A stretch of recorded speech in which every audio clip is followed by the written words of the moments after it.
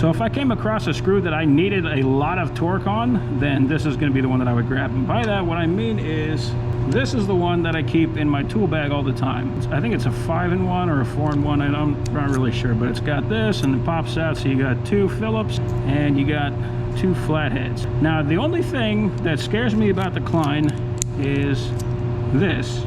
It's gonna be kind of hard to see, but it's actually twisted a little bit, and that's because I put way too much torque on it. But I didn't put as much torque on this as I have out of these two, and these two are still fine. So I still keep this around. The main reason I keep it around is because I need a Phillips occasionally, and if I need to put a lot of torque on something,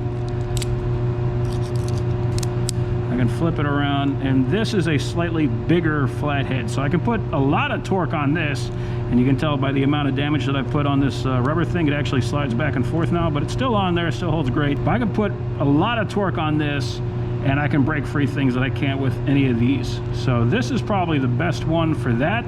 But the fact of the matter is, the metal on here did twist. So it's not the finest metal on the planet. I've never had these two twist. I've put a lot of torque on them. I mean, I wouldn't part with this because it still has the tiny Phillips. It's, you know, it's a 4-in-1. It works really well, but it does scare me about the Klein. And I'm definitely not a fanboy of Klein. I've got so much Klein stuff in here.